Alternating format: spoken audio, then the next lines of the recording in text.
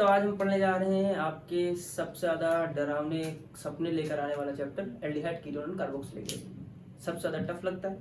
अजब अजब रिएक्शंस हैं, कैसे याद किया जाए, क्या ट्रिक्स हो सकती हैं, क्या नहीं हो सकता है, इन तमाम चीज़ों को लेकर हम आपके पास आए हैं एक अलग तरीके से, जो शायद इस तरह शायद आपने, मुझे नहीं लगता कहीं पढ़ा होगा।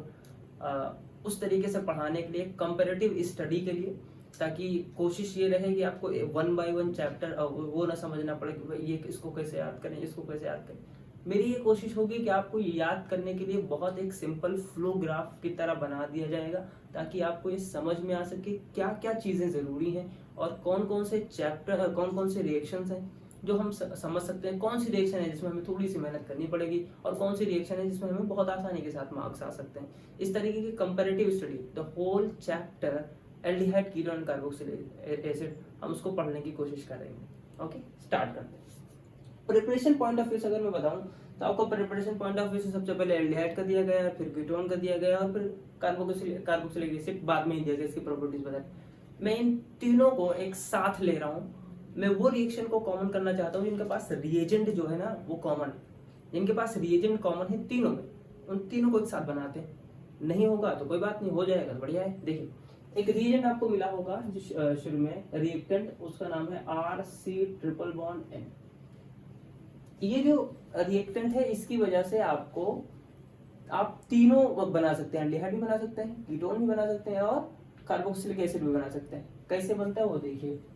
देखिए, सबसे पहले इसमें रिएजेंट डाल लें SnCl2 प्लस HCl, और भाई साहब का नाम क्या है? S से आपको ध्यान रखना है स्टीफेंस रिडक्शन, S से आपको ध्यान रखना है स्टीफेंस रिडक्शन। ये हो गया, ये बनेगा यहाँ पर RCH डबल बॉन्ड NH, इसे बोलते हैं भाई साहब को इमाइन, इसे बोलते हैं इमाइन। और जब इसका हम क्या करेंगे, हाइड्रोलिसिस करेंगे तो ये बन जाएगा RCHO। ये इसी जगह पर मैं आपको एक बात और याद दिलाना चाहता हूँ, जहां हम न्यूक्लियोफिलिक एडिशन पढ़ेंगे किसका, अमोनिया डेरिवेटिव का। तो जब भी कभी आपको H double bond NH type इस तरह कुछ दिखे तो आपको ये समझना है कि भाई साहब क्या है, इमाइन है। क्लियर।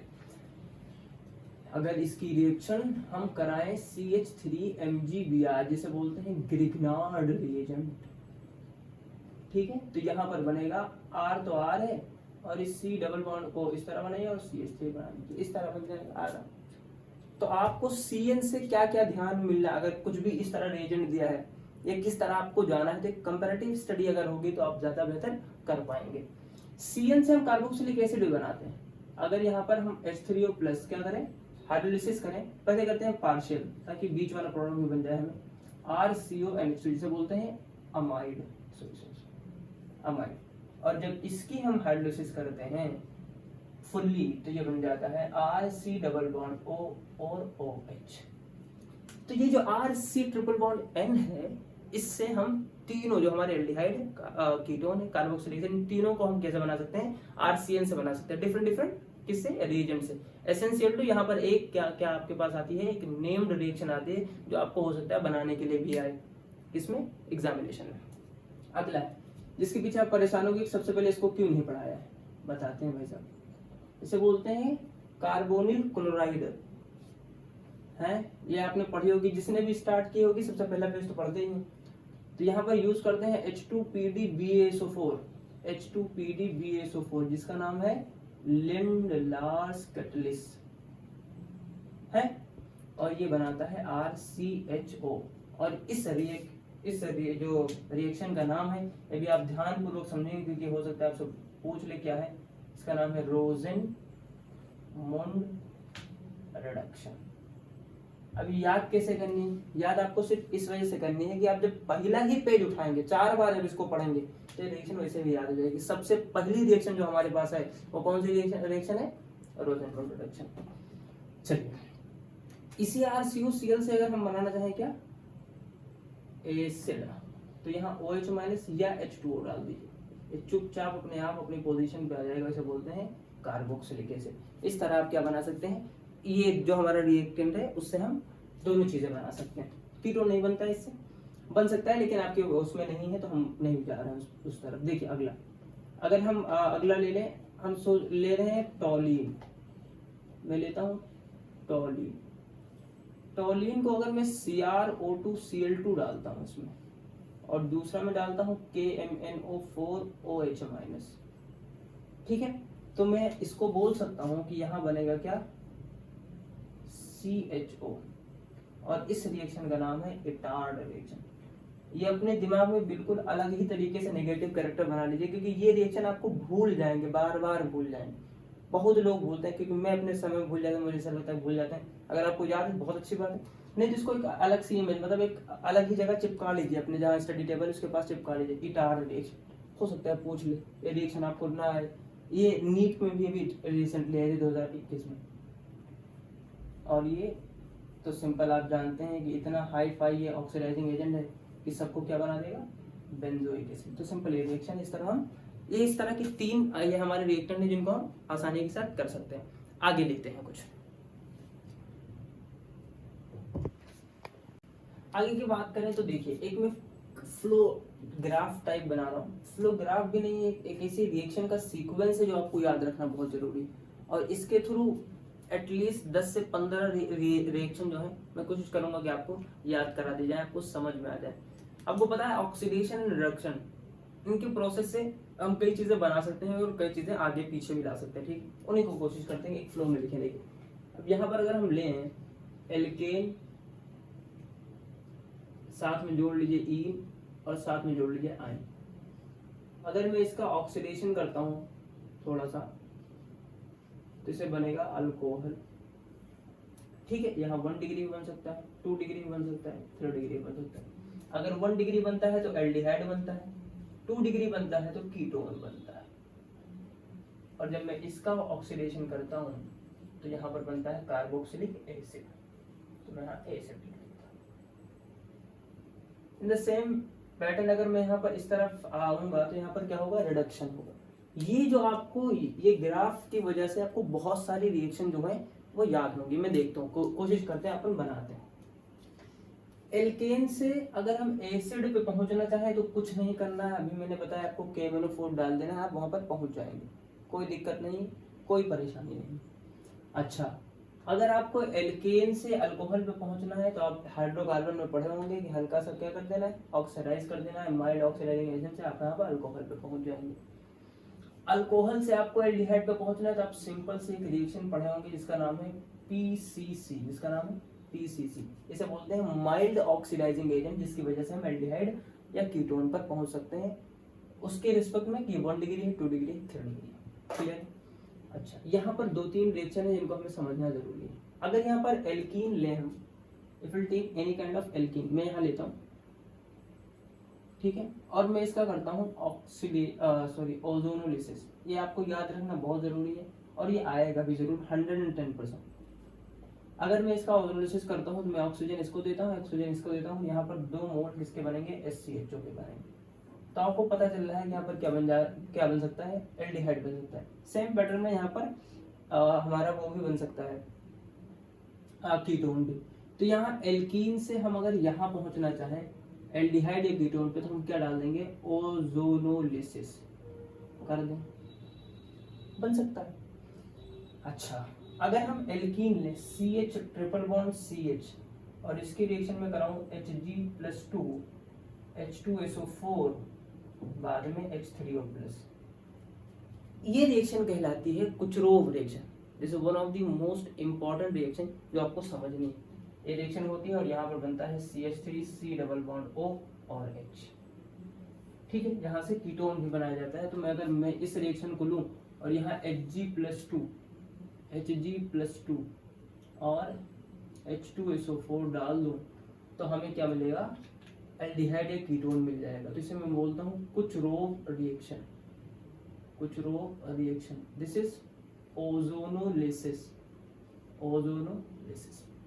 अच्छा, हम यहाँ पहुंच गए, और क्या कर सकते हैं, और क्या कर सकते हैं, देखिए, ठीक है, यहाँ से हम यहाँ पहुंच गए, यहाँ से यहाँ पहुंच गए, हम एल्डिहाइड बना लिए, कीटोन बना लिए, एसिड बनाने के लिए हमारे पास पहले ही मौजूद था, एसिड बनाते हैं। अगर एसिड हमें बनाना है तो हम यहाँ पर डाल देंगे KMnO4, चाहे बेसिक मीडियम में डाल दिए चाहे एसिडिक मीडियम में डाल दिए, दोनों बहुत ही बढ़िया ऑक्सीडाइजिंग एजेंट जो आपका काम कर देंगे यहाँ पे। क्लियर? ओके, अल्कोहल से हम एल्डिहाइड पे पहुंच गए हैं, है ना। और अल्कोहल से आप डायरेक्ट यहाँ भी पहुंच सकते हैं, बस आपको एक स्ट्रॉन्ग क्या डालना है, ऑक्सीडाइजिंग एजेंट डालना है, चाहे आप ये डाल दीजिए, बस पहुंच जाएंगे। और तो हम सिर्फ यहाँ पर रोक रहे हैं क्योंकि हमें एल्डिहाइड बनाना है, तो पीसीसी डालेंगे। रिवर्स रिएक्शन चालू करते हैं, कुछ रिएक्शन तो थोड़ा से प्रिपरेशन में इसके अलावा एल्डिहाइड की प्रिपरेशन में आपको एक गेटरमैन कोच सिंथेसिस मिलेगा, मैं वो यहीं पे बता देता हूँ। देखिए गेटरमैन कोच सिंथेसिस, अगर बेंजीन लिया जाए CO प्लस HCl लिया जाए, ठीक है, तो ये यहाँ पर CHO बनाता है, इस तरह कुछ होता है, आप इसको देख लीजिए। एक रिएक्शन और है, अगर यहाँ पर हमने लिया CH3 और हमने इसका क्या करा दिया Cl2 in the presence of HNO, तो यहाँ पर 2 लग जाएंगे CH_Cl2 और इनका हाइड्रोलिसिस कराएंगे तो ये CHO बन जाएगा, जैसे आपने राइमर-टीमन रिएक्शन में किया होगा, आपको याद अगर होगा इसका मैकेनिज्म तो इस तरह हम इसको कर सकते हैं। कुछ चीजें और हैं हमारे पास जिसको हम अच्छे तरीके से कर सकते हैं। अच्छा, कीटोन की कुछ प्रिपरेशन की रिएक्शन है, उसको भी देख लीजिए। एक रिएक्शन है कि अगर हम यूज करें, देखिए ये बेंजीन है और यहाँ पर मैं यूज करूं एसाइल क्लोराइड, ठीक है, CH3Cl in the presence of anhydrous AlCl3, तो ये हमारा क्या बना के दे देगा, हमें बना के दे देगा COCH3, इस तरह ये हमें बना के दे देगा। और एक रिएक्शन और आपको यूज में आ सकती है कि अगर हम यहाँ पर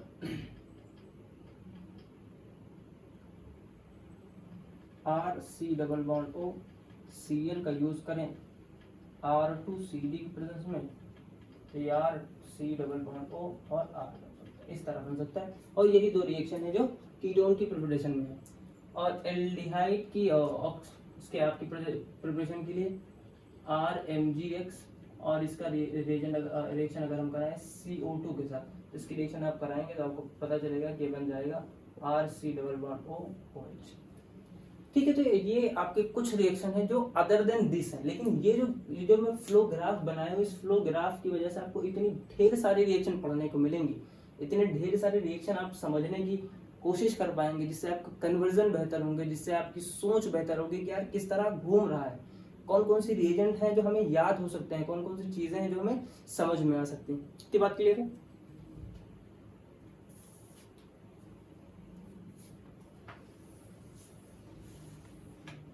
ठीक है, तो आप ये समझिए। अब ऐसा करते हैं, इसकी प्रॉपर्टीज पे थोड़ा सा अगर हम जाएं तो क्या कर सकते हैं। एल्डिहाइड की प्रॉपर्टीज, इसी में कोशिश करें तो देखो सिंपल से एसिड में अगर हम आए तो अगर हम यहाँ यूज करें लिथियम एल्युमिनियम हाइड्राइड, सिंपल हमें क्या करना है, रिडक्शन पे आते तो आप यहाँ पहुंच सकते हैं।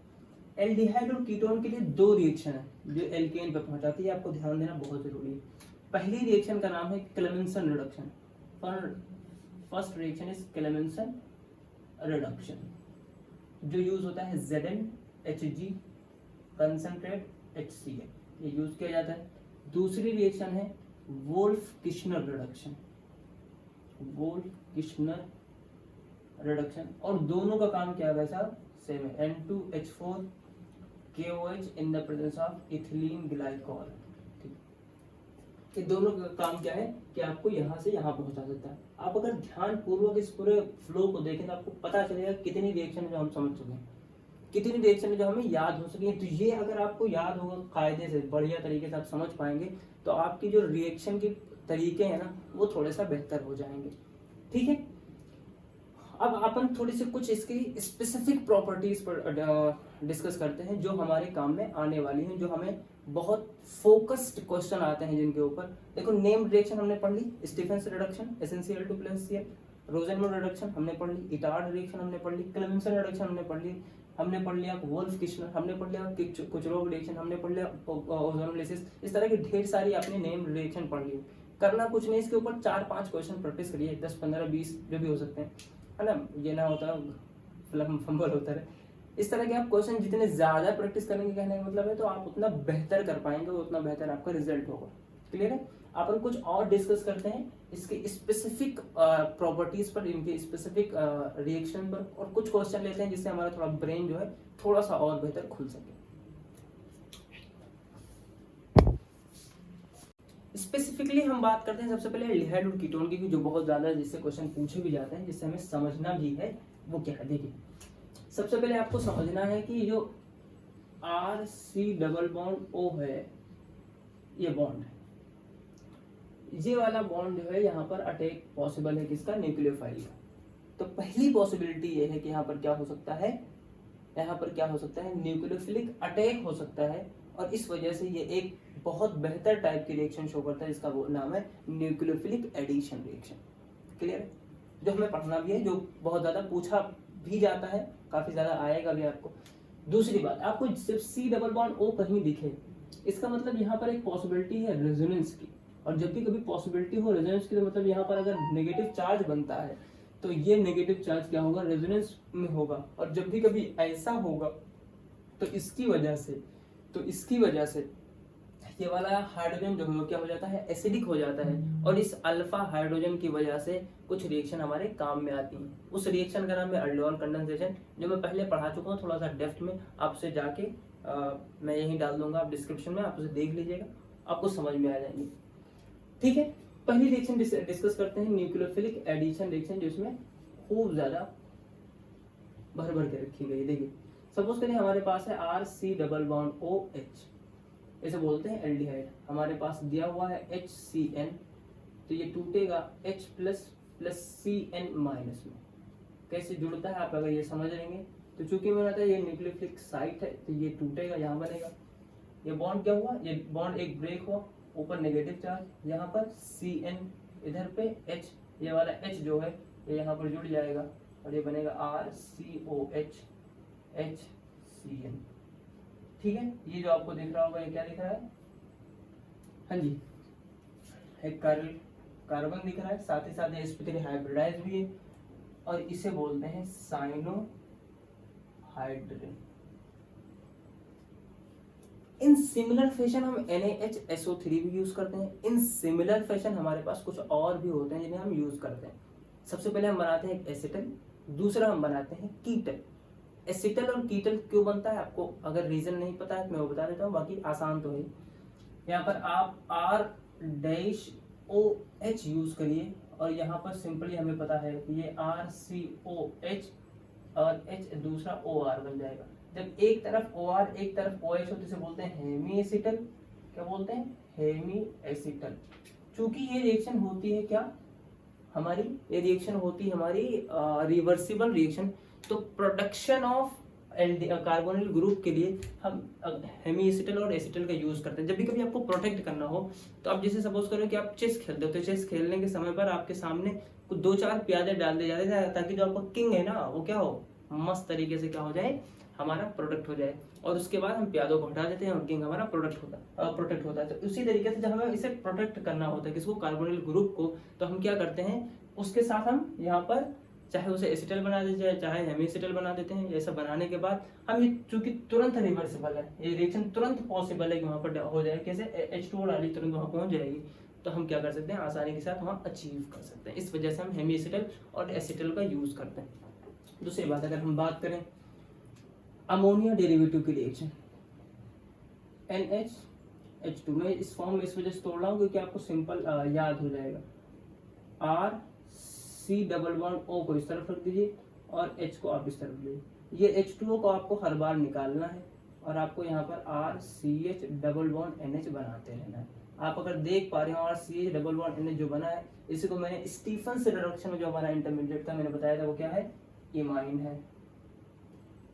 ठीक है, आपकी ये अमोनिया डेरिवेटिव की पूरी रिएक्शन जो है आपको मिल जाएगी एनसीईआरटी के अंदर, और उनमें से जो सबसे इम्पोर्टेंट है जो आपको समझना है कि मतलब आपने हाइड्रोक्स लिया, कुछ चीज़ें ली, तो उससे क्या बना क्या नहीं बना, ये आपका थोड़ा सा अलग मैटर है। हो सकता है पूछ ले जाए, हो सकता है ना पूछा जाए, लेकिन एक चीज़ जरूर पूछी जाती है। मैंने आपको बताया टेस्ट जो है वो बहुत ज़रूरी है। भाई अब पता कैसे करेंगे आप एल्डिहाइड कीटोन है कि नहीं, उसके लिए एक D4 DNP टेस्ट होता है, वो जो इसी के मेथड से आता है, इसी तरीके से आता है। आप उसमें देखेंगे तो आपको इजीली पता चल जाएगा, और आप उससे बेहतर तरीके से समझ सकते हैं। एक बहुत इंपॉर्टेंट रिएक्शन उसके बाद जो आती है वो इंक्लूडिंग अल्फा हाइड्रोजन, जो अल्डोल कंडेंसेशन है, वो आप देख लीजिएगा और डिस्क्रिप्शन में पढ़िए। और दूसरी रिएक्शन है जिसका नाम है केनिज़ारो रिएक्शन, जो हमारे काम में बहुत ज्यादा आती है। वो केनिज़ारो रिएक्शन क्या है, देखिए, जब कभी भी आपके पास एक भी अल्फा हाइड्रोजन मौजूद ना हो, जब कभी आपके पास एक भी अल्फा हाइड्रोजन मौजूद ना हो, और इसकी रिएक्शन कराई जा रही हो कंसंट्रेट KOH मींस बेस के साथ, तब ये रिएक्शन प्रोसीड करती है कैसे वो देखें। चलिए मैकेनिज्म भी थोड़ा समझ लेते हैं। इसकी रिएक्शन होती है यहाँ पर, ये यहाँ पर बना H, ये बना CO माइनस, यहाँ बना OH, ओके, और यहाँ बना H। क्लियर? अब अगर हम ध्यानपूर्वक यहाँ पर समझें तो दूसरा भी यहाँ पर एक और मॉलिक्यूल होगा HCOH का, ठीक है। और ये आपको पता है कि सबसे खतरनाक न्यूक्लियोफाइल को मैं जनरली बताता हूँ कि आपको दुश्मन समझना है। तो आपके हिसाब से सबसे खतरनाक दुश्मन कौन है? जो बैरूनी मुल्क है, जो आउट ऑफ द वर्ल्ड है, या सबसे खतरनाक दुश्मन वो है जो आपका आस्तीन का सांप है? वैसे आपको समझना है इस पूरे ऑर्गेनिक केमिस्ट्री में सबसे खतरनाक न्यूक्लियोफाइल अगर कोई पाया जाता है तो वो इंटरनल न्यूक्लियोफाइल होता है, ठीक है। तो ये इंटरनल न्यूक्लियोफाइल क्या करेगा, ये इधर आएगा और ये हाइड्रोजन क्या होता है, हाइड्राइड शिफ्ट होता है और ये हाइड्राइड इसके ऊपर अटैक कर, तो यहाँ पर एक बनता है CH, यहाँ पर आएगा तो बन जाएगा CH3OH और एक दूसरा बनेगा HCOO माइनस। मतलब एक ही रिएक्शन आप अगर एल्डिहाइड देखेंगे, वो जो आपके पीछे मैंने ग्राफ बनाया था, एल्डिहाइड का अगर ऑक्सीडेशन कराया जाए तो एसिड में, और अगर उसका रिडक्शन कराया जाए तो इसमें अल्कोहल में, अगर ऐसा होता है एक ही कंपाउंड अगर ऑक्सीडाइज भी हो, एक ही कंपाउंड अगर रिड्यूस भी हो, तो उसे बोलते हैं डिसप्रोपोर्शनेशन रिएक्शन। और ये यहाँ पर केनिज़ा रिएक्शन भी वैसा ही प्रूव करता है कि अगर इसके पास कोई अल्फा हाइड्रोजन नहीं है तो रिएक्शन ऐसे प्रोसीड करती है और यहाँ पर डिसप्रोपोर्शनेशन होता है। एक ही मॉलिक्यूल क्या होता है, ऑक्सीडाइज भी होता है, और एक ही मॉलिक्यूल वही मॉलिक्यूल हमारा रिड्यूस भी होता है, और इस तरीके से प्रोडक्ट हमारे बनते हैं। ये कुछ रिएक्शन है जो प्रॉपर्टीज हैं जो हमारे बहुत काम में आने वाली हैं एल्डिहाइड और कीटोन के अंदर, जो आपको समझनी है, कायदे से समझिए। और इसके ऊपर आपको दो चीजें और मुझे बतानी जो बहुत आपके काम में आएंगी, वो आप ध्यान पूर्वक समझ के जाइएगा। बाकी नेम डायरेक्शन से फालतू में परेशान ना होइए, 3-4 बार एक एक चीज़ों को पढ़िए, वो आपको खुद ही बखुद समझ में आ जाएंगे। आपको ऑर्गेनिक के लिए थोड़ा सा समय देना पड़ेगा। आप दिन में 10 मिनट निकालें और 10 मिनट में सिर्फ 2 या 3 रिएक्शन लें और उसको पूरा दिन अपने दिमाग में दौड़ाएं। आप बैठे भी हैं तो आपके दिमाग में चलना चाहिए कि RCOCl H2PD हाइड्रोजन न्यूट्रिशन लेना, ऐसा चलना चाहिए, तब आपके दिमाग में चीज़ें बैठ जाएंगी। और जब बैठ जाएंगे फिर निकालने वाला कोई है नहीं। टिल एटलीस्ट 7th में तक आप उसको ध्यान में रखिए। उसके बाद भूल भी जाएंगे तो इतना कोई दिक्कत नहीं, जेई दे लेना वैसे, है ना, फिर उसके बाद कोई दिक्कत नहीं। अब जो चीज़ें हैं वो आपको समझनी जरूरी है। मैंने आपको बताया कि जब भी ऑर्गेनिक केमिस्ट्री आप पढ़ा रहे हैं, जो भी आपके चैप्टर्स हैं, 2 ही चैप्टर आ रहे हैं बोर्ड में, घबराने की जरूरत नहीं है। 2 चैप्टर्स में आपको टेस्ट जो है वो आपको याद रखना बहुत जरूरी है, और इस चैप्टर में सबसे ज़्यादा टेस्ट है।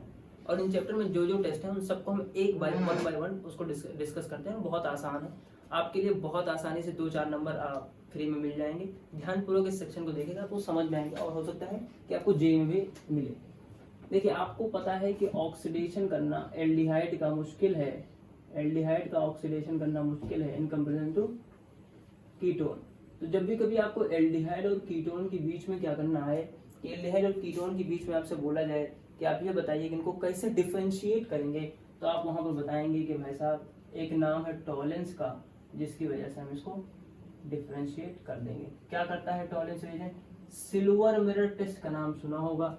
ये टॉलेंस, ये जितने भी हम पढ़ेंगे सब ऑक्सीडेशन है, सब क्या करते हैं, ऑक्सीडाइज करते हैं। लेकिन किसको कर पाएंगे? सिर्फ एल्डिहाइड को कर पाएंगे, क्योंकि कीटोन को ऑक्सीडाइज करना बहुत मुश्किल है, सबके बस की बात नहीं है, काफी टफ बंदा है, इसे घायल करना इतना आसान काम नहीं है। तो एल्डिहाइड जल्दी हो जाता है, कीटोन थोड़ा देर में होता है, और कीटोन का देर में होने की वजह से ये टॉलेंस रिएजेंट जो है ये किसके काम में आता है? एल्डिहाइड और कीटोन को डिफरेंशिएट करने के लिए हमें ये काम में आता है। तो आपको ये ध्यान रखना है, बहुत ज्यादा बिल्कुल दिमाग पर टेंशन लेना ही नहीं, बहुत आसान है, ठीक है, सिंपल। आपको अगर बच्चों को पूछ ले जाए भाई साहब एसिटाल्डिहाइड और एसीटोन के बीच में कैसे आप डिफरेंशिएट करेंगे, there is only one option, that is Tollens reagent. अगला, अगर आपसे aliphatic aldehyde and aromatic aldehydes के बीच में पूछा जाए, एलिफेटिक एल्डिहाइड और एरोमेटिक एल्डिहाइड के बीच में पूछा जाए, तो आप यहाँ पर एक नाम देंगे जिसका नाम है Fehling's solution. Fehling solution aliphatic aldehyde के लिए तो काम में आता है, लेकिन एरोमेटिक एल्डिहाइड के लिए वो पॉजिटिव टेस्ट नहीं देता है, नेगेटिव टेस्ट देता है। इस वजह से आप ये ऑप्शन टिक करके आगे बढ़ जाए, फालतू दिमाग लगाना नहीं है। जैसे एग्जांपल मैं ले लेता हूँ CH3CHO और बेंजल्डिहाइड, इन दोनों को अगर डिफरेंशिएट करना हो you have one option that is Fehling solution. अब ये वाला जो मैं बताने जा रहा हूँ ये थोड़ा सा ज़्यादा इंपॉर्टेंट, क्योंकि ये जेईई पूछा जाता है खूब, और ये आपके उसमें भी पूछा जाएगा, कोई दिक्कत नहीं। अगर आपके पास CH3C double bond O group और CH3CHOH ग्रुप मौजूद है, अगर आपके पास CH3C डबल बॉन्ड O या CH3CHOH ग्रुप मौजूद है accept CH3CO - K, that is अगर आपके पास एसिटिक एसिड मौजूद है तो ये नहीं। रीजन क्या बताता हूँ मैं। अगर ये दो ग्रुप मौजूद हैं और अगर आपसे दूसरे के बारे में पूछा जाए कि कौन सा टेस्ट देगा, तो आपको पता होना चाहिए ये टेस्ट देता है हेलोफॉर्म टेस्ट। क्या कौन सा है? Haloform test. हेलोफॉर्म टेस्ट क्या होता है? ये यूज किया जाता है NaOH प्लस I2, ये बनाता है NaOI। ये मैं रिएक्शन लिख देता हूँ क्योंकि आपके काम में आ सकती है। जैसे सपोज करो आपके पास है CH3C डबल बॉन्ड OH, ठीक, इसकी रिएक्शन मैंने कराई सोडियम हाइपो आयोडाइड के साथ, तो ये एक तो बना लेगा CH3COO- और यहाँ CHX3 या CHI3 करके एक PPT बनाएगा, जिसकी वजह से हमें पता चलेगा कि भाई साहब ये क्या है, ये क्या है, हेलोफॉर्म टेस्ट दे रहा है। ये क्यों नहीं देते हैं? क्योंकि यहाँ पर जो रिएक्शन प्रोसीड करती है भाई साहब, वो प्रोसीड करती है इस हाइड्रोजन पर एसिडिक हाइड्रोजन से अटैक करके, उससे पहले ही यहाँ पर क्या हो जाएगा, ये हाइड्रोजन निकल जाएगा। वैसे जाहिर सी बात हम यहाँ लास्ट में बना रहे हैं, इसका ऑक्सीडेशन करवा रहे हैं, ऑक्सीडेशन करके ही वहां पहुंच रहे हैं, इस वजह से इसके साथ रिएक्शन पॉसिबल नहीं होते और रिएक्शन आगे प्रोसीड नहीं करेगी। क्लियर है? तो अगर हम ये समझें कि हेलोफॉर्म टेस्ट कहाँ पर होगा, तो हेलोफॉर्म टेस्ट आपका कहाँ पर होगा? हेलोफॉर्म टेस्ट आपका जहाँ वो ग्रुप जहाँ पर CH3C डबल बॉन्ड हो या CH3CHOH ग्रुप मौजूद, क्योंकि ये भी ऑक्सीडाइज हो जाएगा। आपको पता है कि क्या है, 2 डिग्री अल्कोहल है, इजीली ऑक्सीडाइज होकर क्या बन जाएगा, कीटोन बन जाएगा, जिसमें कोई बहुत बड़ी बात नहीं, कोई परेशानी वाली बात नहीं। तो ये दोनों क्या देते हैं, हेलोफॉर्म टेस्ट देते हैं। पहला, अगर एल्डिहाइड और आपके बीच में कीटोन के बीच में करना हो तो टॉलेंस रिएजेंट, एलिफेटिक एल्डिहाइड है एरोमेटिक एल्डिहाइड के बीच में करना हो फेलिंग सॉल्यूशन, और अगर आपको क्या करना हो CH3C double bond O group हो और CH3CHOH ग्रुप हो, इसके अलावा अगर कोई ग्रुप आपके साथ दिए होते हैं तो आपको क्या यूज करना है, हेलोफॉर्म टेस्ट। मैं आपको एक चीज और बता देता हूँ, यहाँ पर एक रिएक्शन है जो बहुत इंपॉर्टेंट है, इसका नाम है हेल वुल्हार्ड जेलेंस्की रिएक्शन, पूछी जा सकती है। वो छोटा लिख रहा हूँ मैं ये, लेकिन आपको ये बहुत ध्यानपूर्वक समझनी है। इसको शॉर्ट फॉर्म में HVZ भी बोला जाता है। कुछ होता नहीं है यहाँ पर, अगर आपके पास CH3 CH2 C double bond O OH, अगर आपके पास कार्बोक्सिलिक एसिड ग्रुप मौजूद है तो उसका मौजूद के उसके जो बगल वाला पड़ोसी है, इसके बीच में अगर हम X2 और रेड फॉस्फोरस का यूज करें तो ये यहाँ पर CH3 CHX C double bond O OH होता है, और इस रिएक्शन का नाम लिया जाता है हेल वुल्हार्ड जेलेंस्की रिएक्शन। इसके अलावा कुछ रिएक्शन है जो आपकी छूट गई होंगी। एक रिएक्शन है जो मैं बता देता हूँ जिसका नाम है जोन्स रिएजेंट। जोन्स रिएजेंट है कि वो अल्कोहल से हमारा पहुंचाता है किसमें, एसिड में। दूसरी रिएक्शन है जो आपको पहले पढ़ाई दी गई, इस वजह से मैं नहीं पढ़ा रहा हूँ, उसका नाम है अगर बेंजोइक एसिड है हमारे पास और वहाँ पर हम PCl5 या SOCl2 का यूज करें या PCl3 का यूज करें तो वो OH हटा के Cl लग जाता है, जो बेंजोइल क्लोराइड बनेगा, जिसके आगे हमारी रिएक्शन प्रोसीड करेगी। बेंजोइल क्लोराइड से हम लिंडलार्ड कैटलिस्ट डाल के बेंजल्डिहाइड भी बना सकते हैं, तो ऐसा भी हम कर सकते हैं। लेकिन कई सारे रिएक्शन है जो आपको पहले से पता थी, इस वजह से मैंने उस पर जोर ज़्यादा नहीं दिया है। जो आपके लिए बहुत इंपॉर्टेंट चीज़ें थी, जो बहुत ज़रूरी चीज़ें थी, उन सबको मैंने कवर किया यहाँ पर। कोशिश करता हूँ कि ये चीज़ें आपको बहुत पसंद आएगी, आई हों तो अपने दोस्तों के साथ शेयर करें। Thank you very much.